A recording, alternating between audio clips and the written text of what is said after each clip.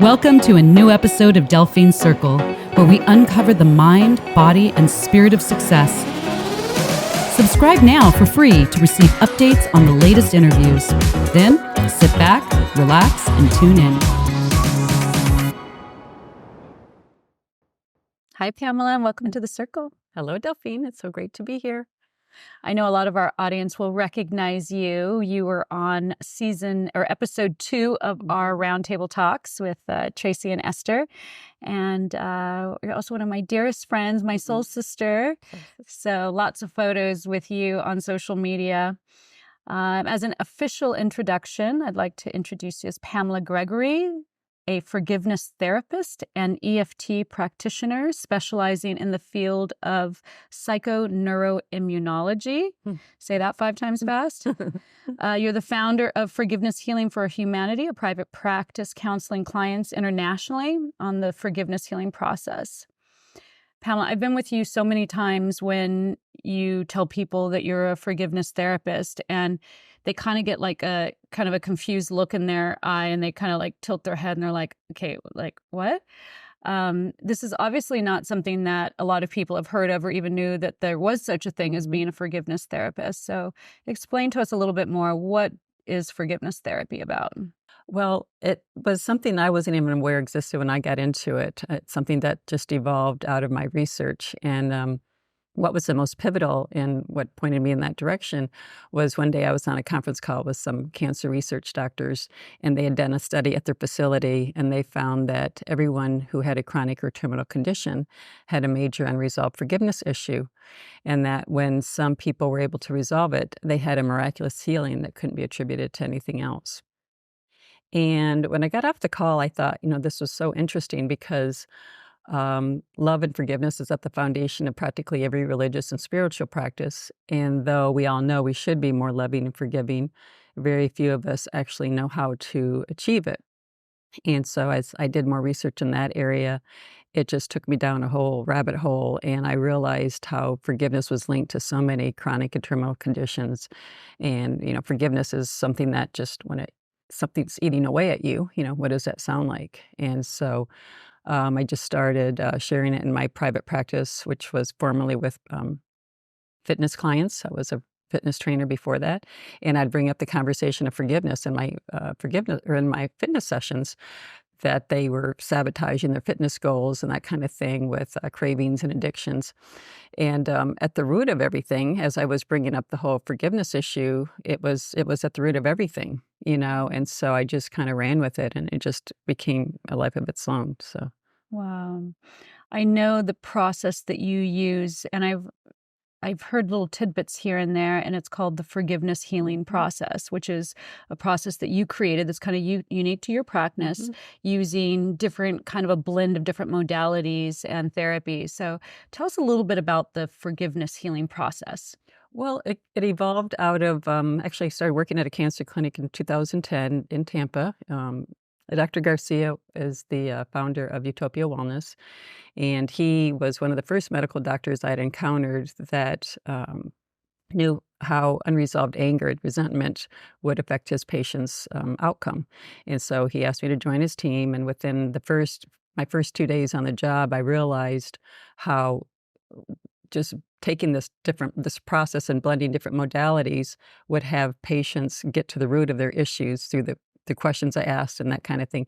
We would get to the root of their issues versus what's happening on the surface. And so as I got, the more I worked with the patients, it just evolved into almost a science of its own. And it just evolved out of that. So when you would approach a client, okay, this person's in a clinic, they have cancer, they obviously are trying to help themselves. When you approach them that you want to address the subject of forgiveness, do they immediately go, oh, I know what it is? Or do they go, what are you talking about? Right. I don't have, things I'm holding on to. What is the typical? Well, typically, one of the questions I ask that points almost to the issue, if not to the issue itself, but somewhere around it, is the question, if you had your life to live over, what person or event would you just soon leave out?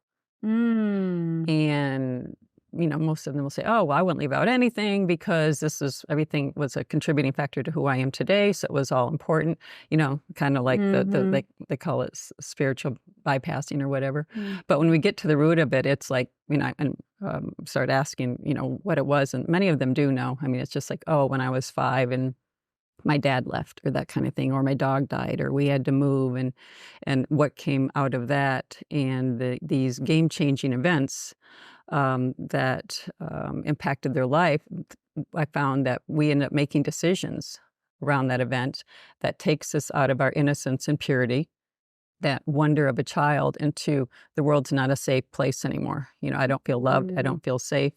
And through that, it changes our whole view of the world. And then we go from living in a fairy tale wonderland to this, the world's this dark and scary place. So, I mean, we all go through disappointments in life, right? It's like, my parents got divorced. Probably most parents get divorced, or, we have to move. I mean, it seems like hardships happen in life. So why is it that some people can have hardships and they just move on? And how do you know if that experience is going to go on to later to cause cancer? Is it a accumulation of things over time, or is it one thing strikes you in a particular way? Well, what's interesting is within a family, I mean, you can have 2 or 3 siblings, and everybody, obviously, we all handle things differently, and it's not something that because our parents got divorced, everybody's going to have that same kind of outcome.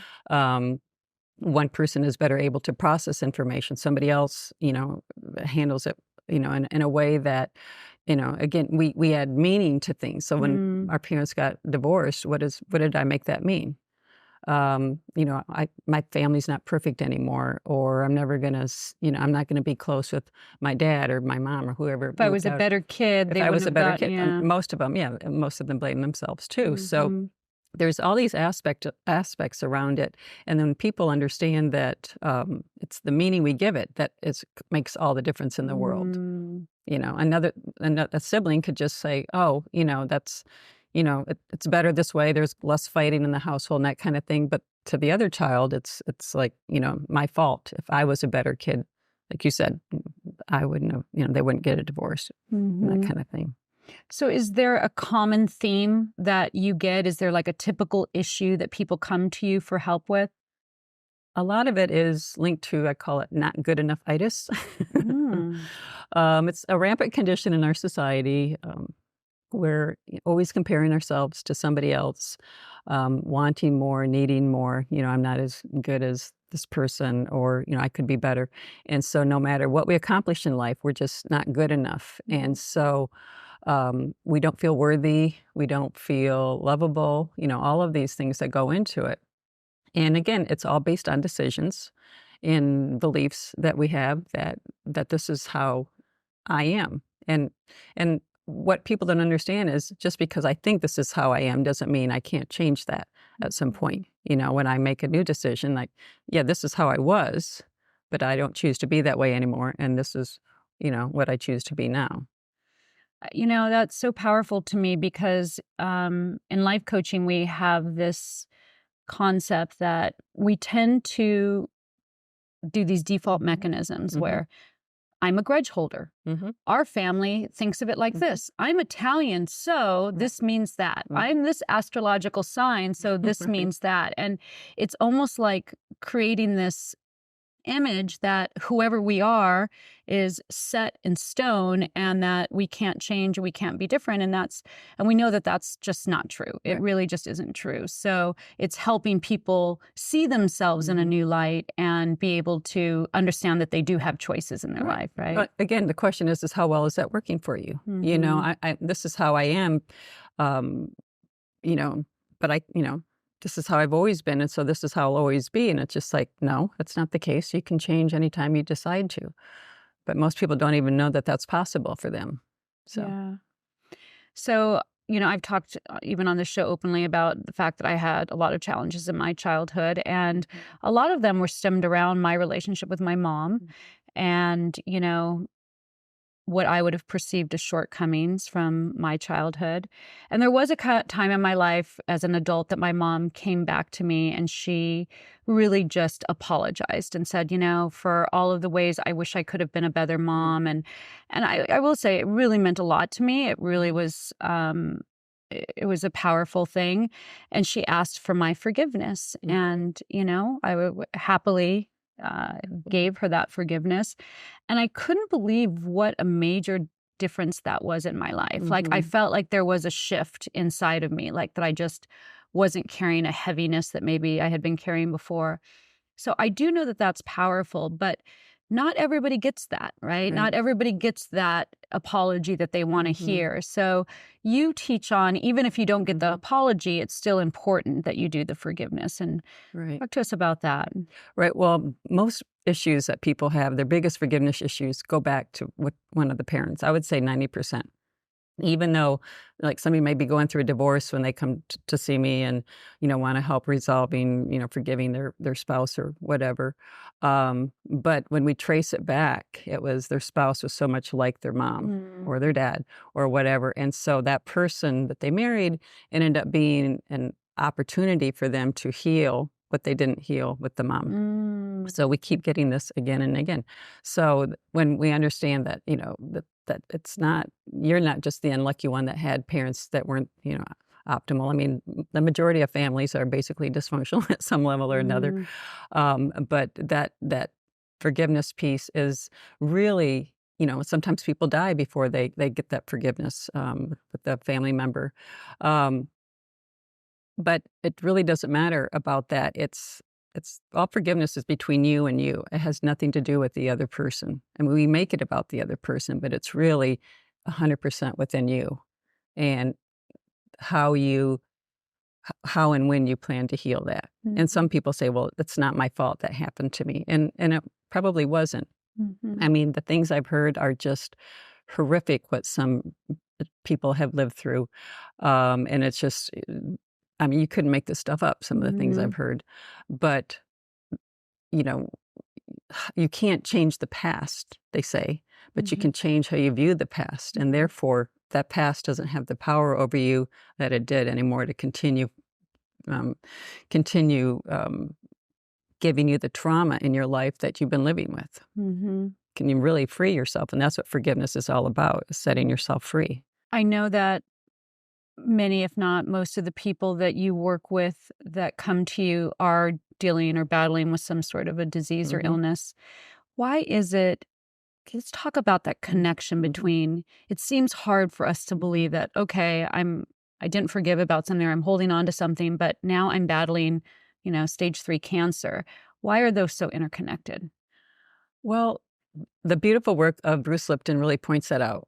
He talks about how cancer is not hereditary. We think it is because it tends to run in families, but it's not the gene. There are other things that are contributing to that the environment we grow up in.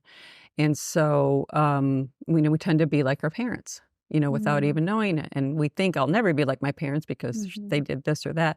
But we tend to, because that's what we learned. That's in our initial programming from the time we're very young.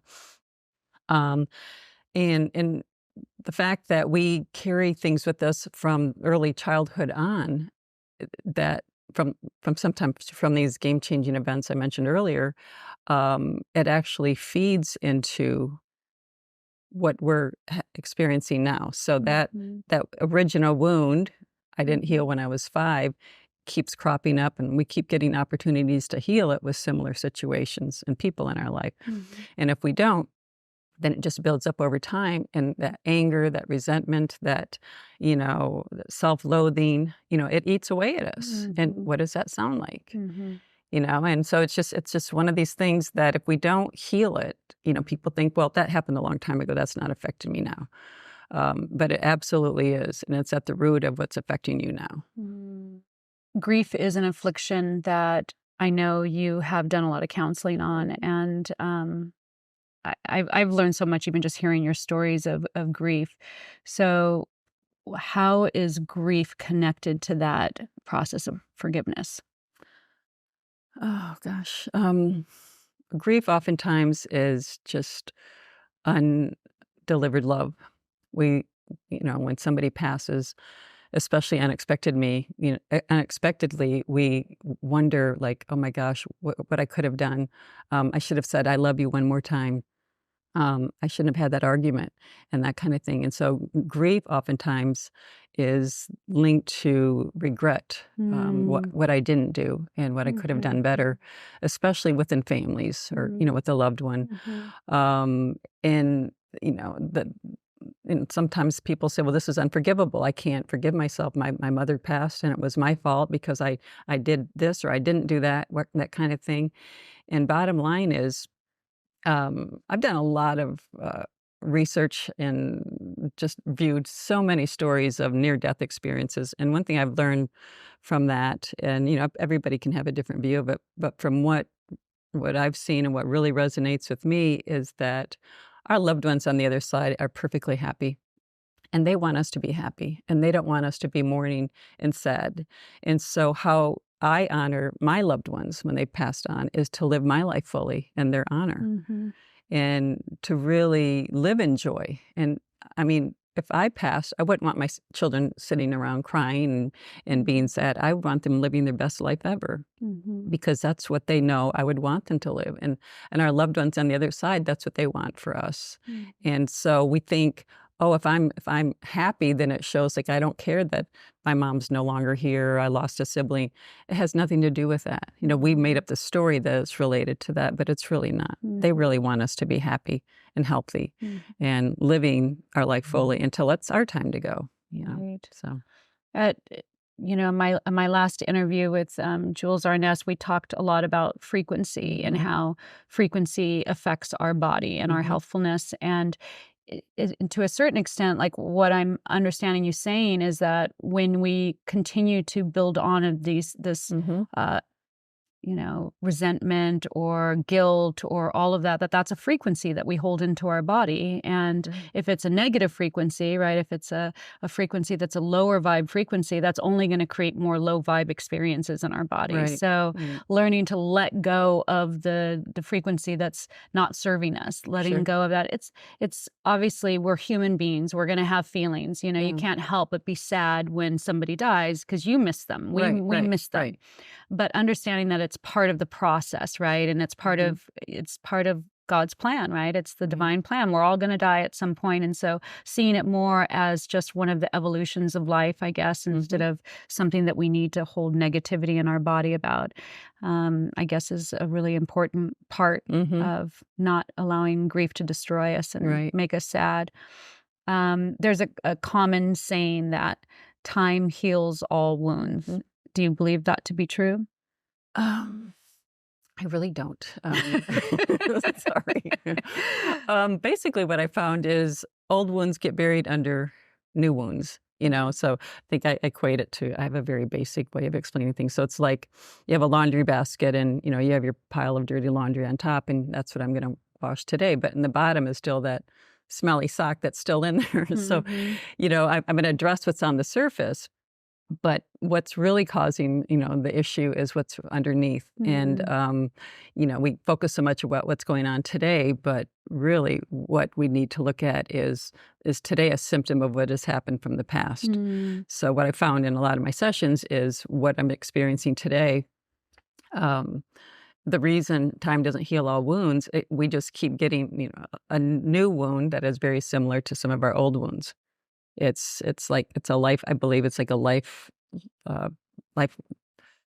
lesson for like a life. Actually, I call it a life theme. Okay. And so like, for instance, I remember early on when I first started doing sessions about 15 years ago, I had this woman who came to me to forgive her husband for cheating on her. And they were married, and she was they were attempting to have children, and it didn't work. She had some fertility issues, and then it turned out she had endometriosis at a very young age. I think she started getting it around 16. And when I hear that, more often than not, endometriosis and a lot of these female, reproductive issues are linked to sexual abuse at some level. And so I was going to ask her, if there was some sexual abuse in the past. And before I even got there, she volunteered that her grandfather had been molesting her when she was younger, and the mother knew about it and didn't stop it because the mother was also molested. And so that was a double betrayal.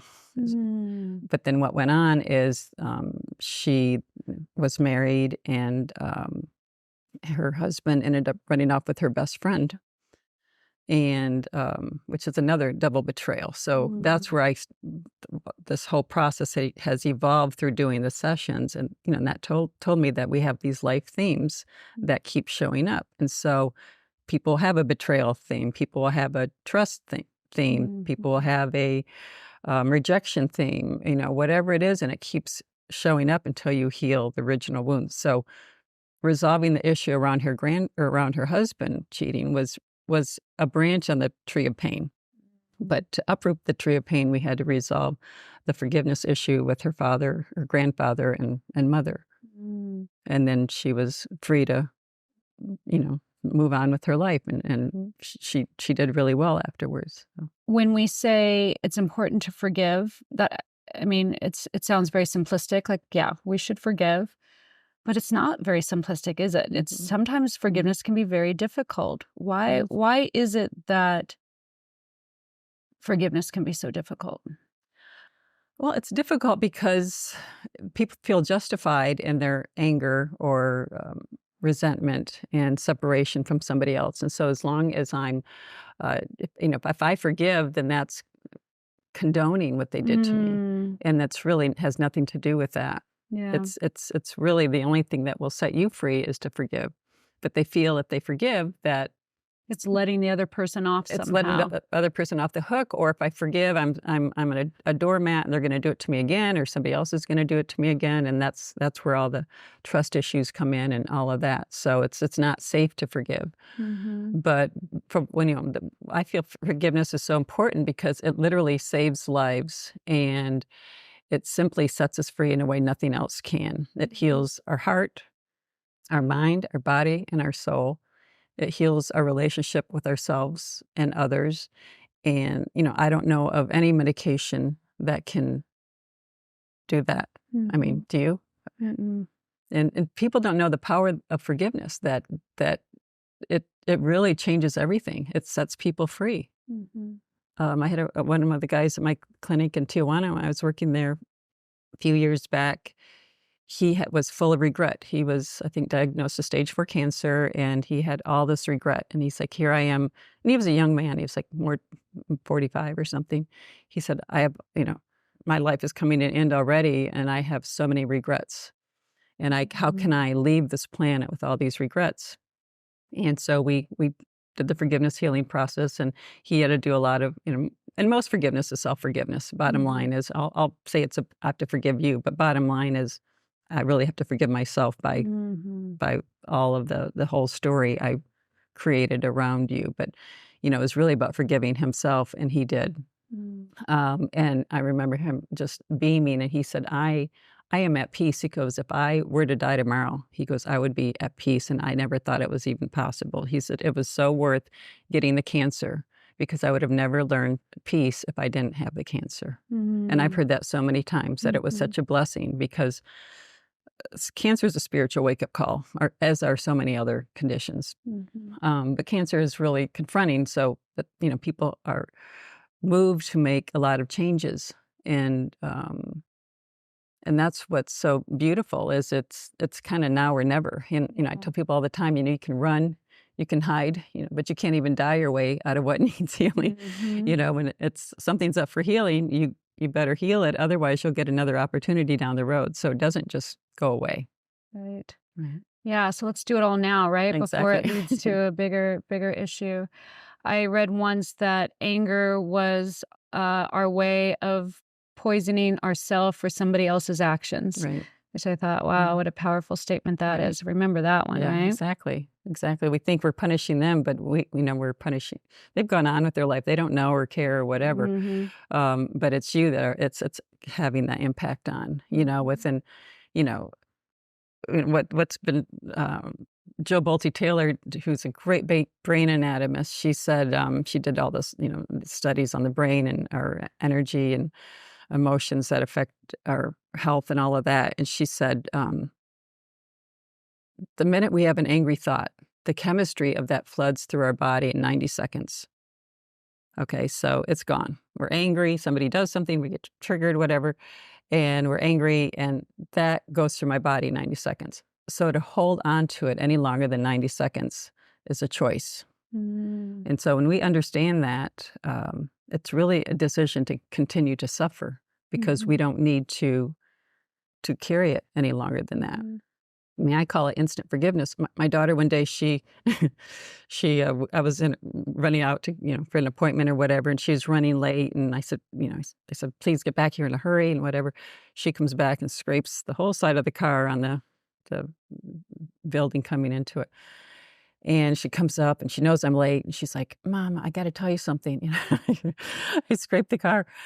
And I'm like, well, how bad is it? She goes, it's pretty bad, And she goes, do you want me to go down with you? I said, no, I got to go. I said, it's whatever. Can't be that bad. Well, I get down there. It's pretty bad. I see the car. And I was like, she should have done this or she should have done that.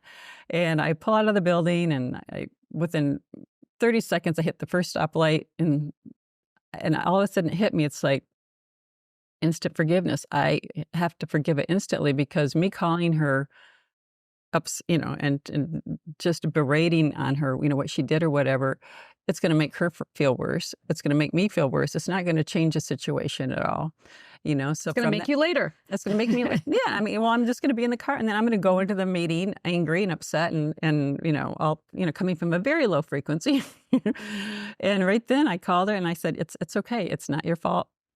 It's an accident, and that's why they call it an accident, and so there's, she was free and so was I. And I actually used it as a talking point in my mastermind meeting that I was going to because it just happened and was ripe. And, and when we can do this, we can instantly forgive, but we think, again, if we do, then I'm going to be setting myself up for somebody else to mistreat me, so. Yeah, I love that. I have a concept that I talk about in my retreats, and it's the idea that every experience that comes to us is an opportunity for growth. Right. And, it's a test. And how we pass the test is by greeting it with gratitude, love, and compassion. Right. And that if everything that happens to you, you can meet with gratitude, love, and compassion, then you pass the test and you don't have to retake that again. Very good. And you move on. If we don't greet it with that, then we're not coming from our highest, best self, and we're going to get another one of those experiences. Right, exactly. So I call it algebra class. Yes. It's like, if you don't pass it, you get to take it again, you get to take it. And most people don't like algebra that much. So No, or car scrapings for that matter. Right, there you go. I know you use EFT, emotional freedom technique, in your therapy, and I've seen you use it on yourself. Talk to us a little bit about what that technique does and why it works. EFT is great. It's a form of energy psychology, and basically, we can sit there and talk all day about you're upset over your mother or your boyfriend or whatever, and cognitive therapy has its place and whatever, and it's nice to get it out and then leave it and not tell 10 people, but it's nice to get it out. But what EFT does is it works at the energetic level. So it's taking our conversation and we tap in about the emotions and the upset, go back and forth on it. And you all of a sudden you see that my anger went from a 8 out of 10 to a 3. And then we do some more tapping, and now we're at a 0. And it's really remarkable, and it looks really weird. I mean, it starts with the setup. You acknowledge the issue, and it works on physical pain or emotional pain. So even though I'm so mad at my friend for doing this, I choose to be calm and relaxed, okay, or something like that. You acknowledge the issue, and then you tap on certain points. These are all meridian points that are linked with different organs in the body. Under the eye, under the nose, chin, collarbone, your arm, wrists, and then the triple burner here, or the gamut spot here. And what it does is it literally discharges energy from the body. And so it's, we can, again, you can understand why you need to let something go, but this just like, Lets it go. It just goes. Mhm. And it works to, migraines, for instance. This one woman called me for, she had a pain level of 20 out of 0 to 10. And within minutes, it was gone. It's almost like you're looking around like, where did my migraine go? Because you acknowledge it. You also acknowledge, what happened right before you got the migraine or whatever. So it's not just, on the surface level. It really, and it can work on all issues all across the board. So it's just a way to put kind of like the cherry on the top, to solidify everything that we do in our Another session. tool. Love Another tool. tools. We Mhm. got to love our tools. So when I think about like, okay, what could I be holding on to? Like, I'm sure there's a lot of people that are holding on to stuff that they're not even aware of, Right. right? So is there a way of kind of uncovering what might be running in our subconscious programming, maybe things that we're holding on to from childhood that, we may not even be aware of? Right. But one of the questions, people say, well, I haven't, I'm fine. I don't need any of that. And that's fine. Of course, and there's a readiness to heal and all of that. But basically, it's like when you ask yourself, what's robbing me of my peace? Mm. And, and so it can, like, again, it's usually something on the surface, but it's always linked, more often than not, it's always linked to something much deeper. Mhm. The surface event is just there to get our attention. Mhm. And everything we experience is meant to be experienced. As Eckhart Tolle says, the reason you're experiencing what you're experiencing is because you needed to experience it. Mhm. Otherwise, there's no point. Mhm. So it's, and it's not necessarily for good or bad. It's just something that our soul needs to experience for its growth and evolution. So I guess the goal would be to start by not storing stuff that's going to be eating away at us. But, we're humans and we go through life and things are going to hurt us. You're not the Teflon person that just everything's going to roll off your back. So how do we be more proactive in not storing unforgiveness in our bodies to begin with? If somebody hurts you, what's the correct way to process that? Well, bottom line is, our feelings come from ourselves. So nobody can hurt me but me. You can do something or say something that can bring that up in me, but my feelings come from me. So you can't make me angry, sad, glad, mad. Um, it's something that I create by the meaning I attach to what you did. Mhm. So again, this is where we come back to everything is between you and you. Mhm. Does that make sense? Mhm. Okay. So how do we use that in practicality? My boyfriend cheated on me and broke up with me, and I'm hurt. So how do I understand I'm creating my own feelings. Yeah. But how do I process that? Because that is really, I think, one of the major things that I hear all the time too in coaching is that people create blocks to being able to move forward in their life because now I've made the decision that all men are assholes, That's not and for real, they right? can't be trusted and I should, maybe protect myself and not be so. And so how do we deal with it in the moment so that we're not, is there a process for that? Well, it's fine to take a few minutes to process it, and some people need longer than that, and that's fine too. Give yourself a time frame to grieve or be upset or whatever, but put a time limit on it. But the bottom line is if your boyfriend cheated on you, he's not that great of a guy anyway. He did you a favor by finding out, and I know it sounds super easy when you're just talking about it. When it's happening to you, it's something different.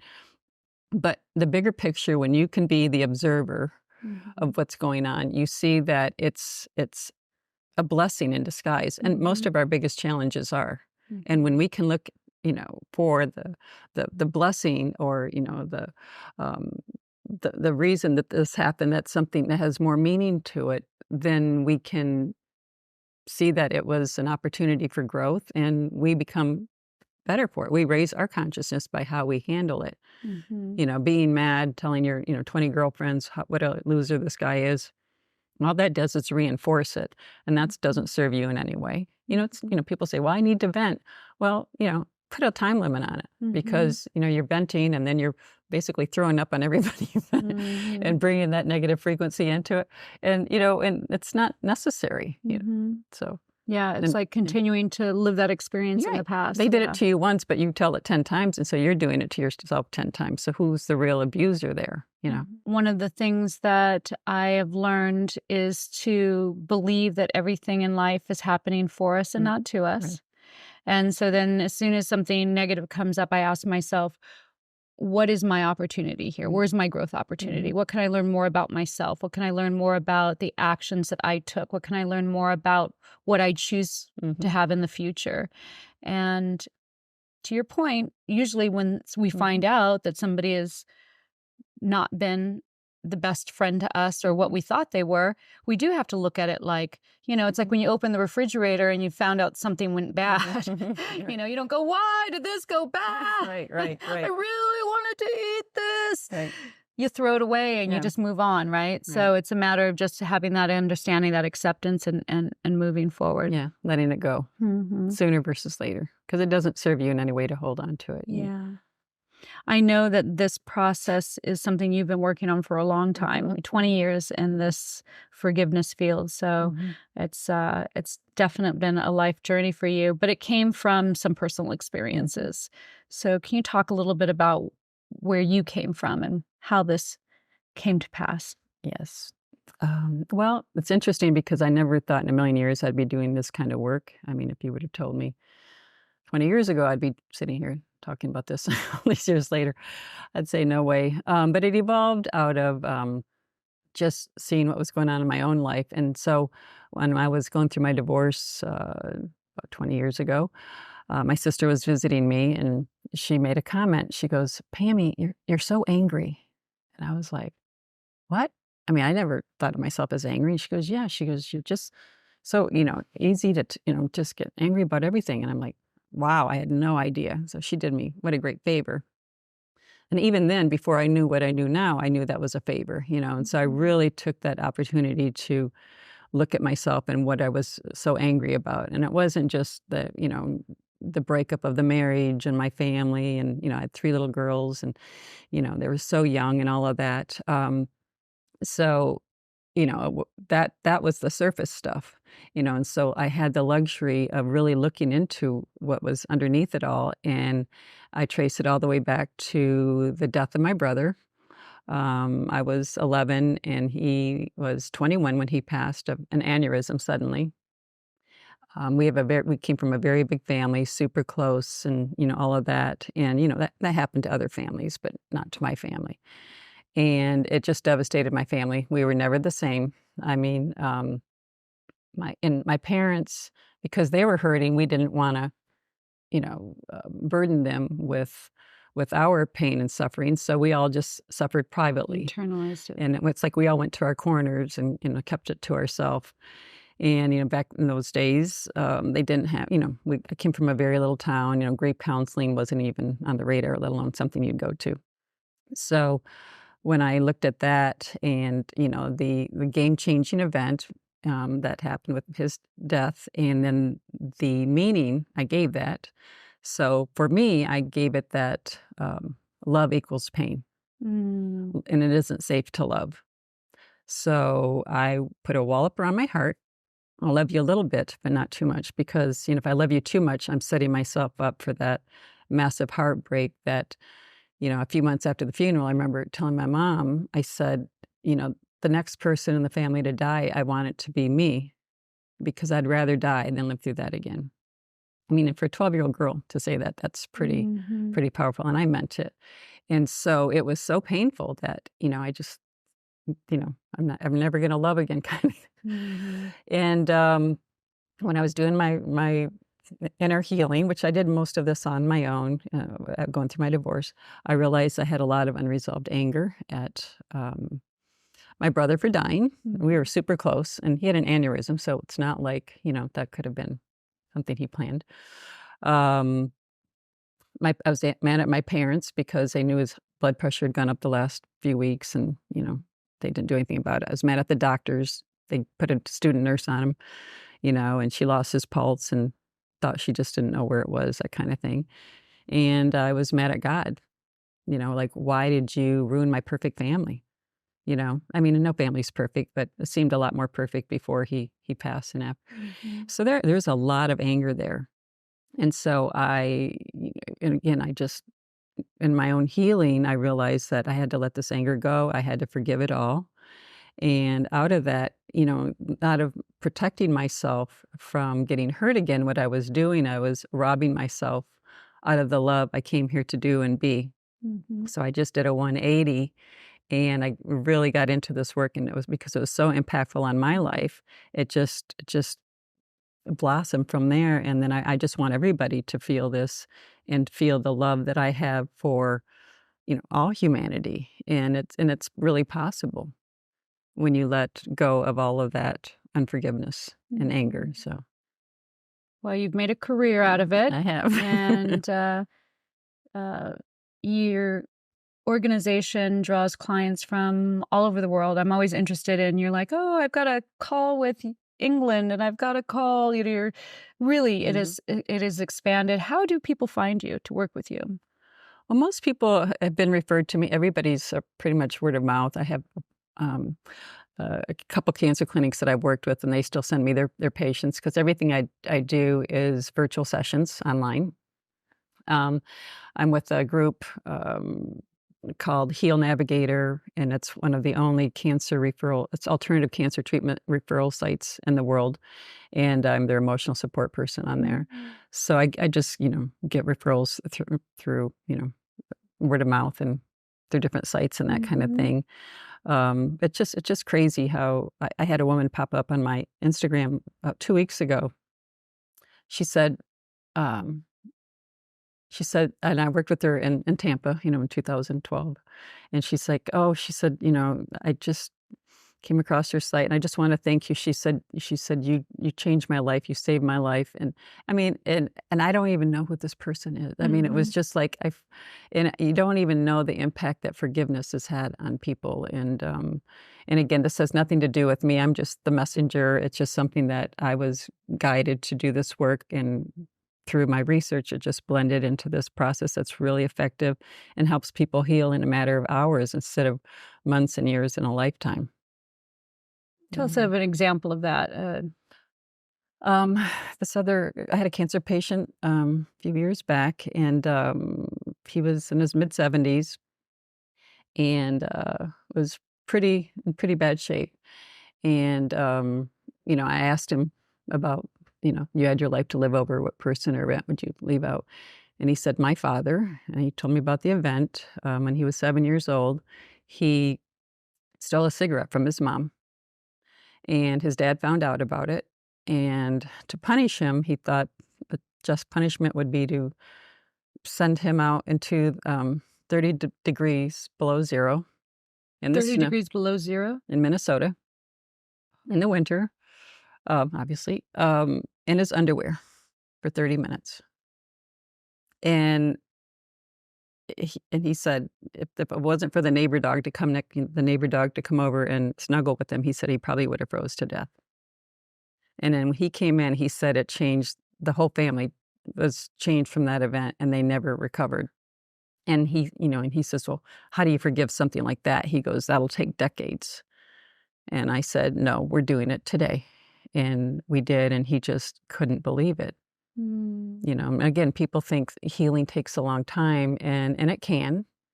But when there's a reason and a readiness to heal, you can do it in a matter of minutes, hours. It doesn't have to be months and years and decades. Like, so many people are in therapy for decades, and that's fine. However, if you really want to get to the root of the biggest issues in your life, you really need to look in this direction, because forgiveness is the stepping stone to unconditional love and acceptance for ourselves and all others. So without forgiveness, there is no love. So I really do believe that this is my self-love year. Really been on the self-love kick. I believe that's a theme that if you can master self-love, every other thing in your life works out, right? Absolutely. Because the relationship choices that we make, the situations that we find ourselves in, the words that are going on in our head are all based on our level of self-love. And I heard this said that our capacity of self-love defines our capacity for love in life. So we're never going to find a person that's going to love us more than we're able to love ourselves. So we all are hoping for this beautiful, amazing, lifelong love. And yet if we're not starting with ourselves, we're not going to get very far on that, right? That's right. I'm very excited because you have a new something you're launching very soon, a new online meetup platform to allow people to hear your guidance and to receive your guidance. And I think it's newly named Forgiving the Unforgivable. Yes. Which I love that name. Yes. Tell us more about that. Well, it all evolved out of just doing the one-on-one sessions, and how, hour and a half, 2-hour sessions can just make such a change in somebody's life that, I just have been called to do it on a much larger scale. And so a few years ago, I had a Forgiveness in the Park meetup, and it was so interesting because we would just, start talking about forgiveness. I kind of bring up a topic and let them have a conversation with it.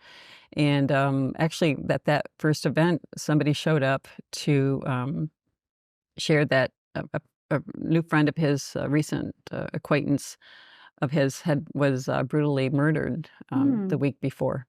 And how unforgivable that was. It was just some random act of violence. And he goes, how do you forgive something like that?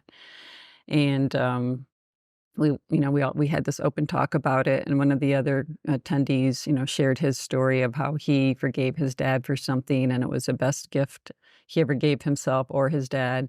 And through this discussion, by the end of our meetup that day, he realized how he needed to, there's no point in carrying that unforgiveness with him the rest of his life. If something's unforgivable, it's like, it's not going to change in their mind. And, and he saw that him, not forgiving this event wasn't going to bring his friend back. The murderer was found and put away. And so it's not going to, change any of that. All it's going to do is destroy his health and his peace. And so that, things that we think are so unforgivable, so many times people come in and they'll say, well, I'll forgive everything except that SOB, and it's that SOB, which is the one that needs, go for the, I always say, go for the big branch and knock out the tree, and all the other trees will follow, you take out the big tree. And that's what this is about, is I really want to bring the Forgiveness in the Park concept to forgiveness for the world, and help people all around the world, be a part of this conversation. So there is going to be a series of talks, and I'm going to open it up to, probably about 100 people to start with, and then go from there. And people, can share their stories. If you want to contribute, raise your hand and that kind of thing. So it's going to be a big group session. It's really powerful hearing other people's stories. It too. is. We and can really grow and heal just from hearing other people's Yes. experiences of growth and healing. They call it borrowing benefits. It doesn't have to be exactly my story, but I can relate to what this person's going through, and, it's that they experience something similar. Yeah. And so we all benefit. But these online groups are going to be offered, virtually, live, and again, different topics and that kind of thing. But this is something that is going to be on a donation basis, because what I found is sometimes people that need help the most can afford it the least. So I don't ever want money to be an issue. So I'm really passionate about it. I love Pablo Picasso saying, he says, do what you love and give it away. So that's what I'm doing, and I'm really excited about it. So thank you for the opportunity to share that. Well, I'm so looking forward to it. And I know more information can be found on your website, PamelaGregory.com. And people can email it, Pamela Gregory. Absolutely. You could have guessed that, I'm sure, but it all worked out. Thank you so much for coming on, Pamela. It's so good to have you. And so wonderful being here. I really appreciate this opportunity to share with you and with the world. Thank you for tuning in to this episode of Delphine Circle. Don't forget to subscribe. It's free, and it will help us keep these incredible interviews coming your way. Here are 2 other episodes you may enjoy. I'm Delphine. Welcome to my circle.